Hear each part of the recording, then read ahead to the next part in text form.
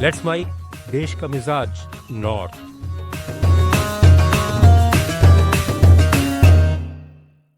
नमस्कार। Let's mic देश का मिजाज और खबरें नॉर्थ से।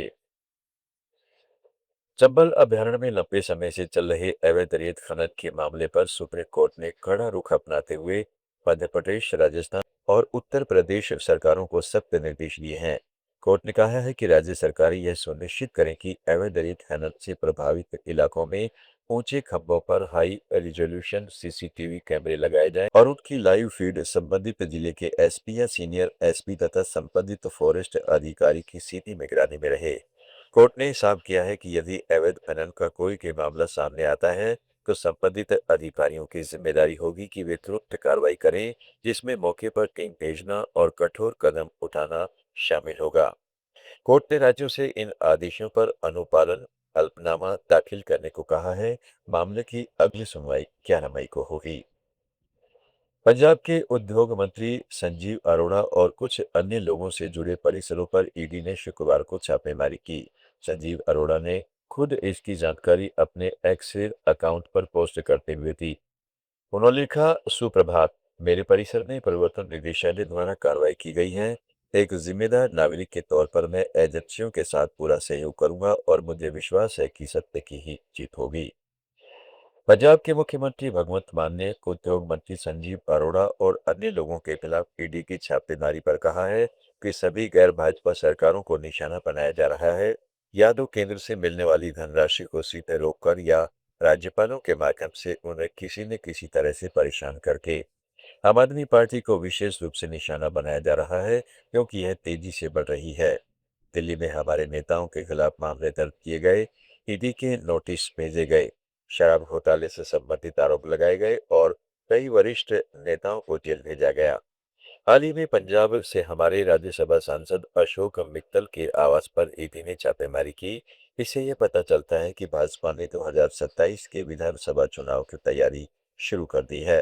बाबदा पार्टी लेवल, लेकिन पिछले कुछ समय से जो हम देख रहे हैं कि लोकतंत्र का गला धीरे धीरे करके काटा जा रहा है। नॉन बीजेपी जितनी भी गवर्नमेंट हैं उनको चाहे तो सीधा डायरेक्ट सेंट्रल की तरफ से फंडिंग रोक के, चाहे गवर्नर्स के थ्रू किसी न किसी तरीके से उनको तंग किया जाता है। आम आदमी पार्टी को तो बहुत ही स्पेशल निशाने पर। उत्तर प्रदेश के गाजियाबाद में हाउस टैक्स को लेकर लंबे समय से चल रहा विवाद अब नई दरों के ऐलान के साथ स्पष्ट हो गया है। नगर निगम ने पुराने रेट के मुकाबले 21% वृद्धि लागू करने का फैसला किया है। पहले 200 से 300% तक बढ़ोतरी को लेकर भारी विरोध दर्ज किया गया था। नई व्यवस्था में जहां एक और करदाताओं को राहत देने के लिए कई तरह की छूटों का प्रावधान किया गया है, वहीं कुछ शर्तों और प्रक्रियाएं अब भी लोगों के बीच असंतोष है। उत्तर प्रदेश में ही मुरादाबाद जिले में अंबेडकर जयंती के महज 2 दिन बाद माहौल बिगड़ गया, जब अंबेडकर पार्क में लगी बाबा साहेब की मूर्ति से छेड़छाड़ की खबरें सामने आई। बताया जा रहा है कि बीती रात दरमियान अंबेडकर पार्क में लगी मूर्ति की उंगली टूटने की खबर फैलते ही माहौल तनावपूर्ण हो गया।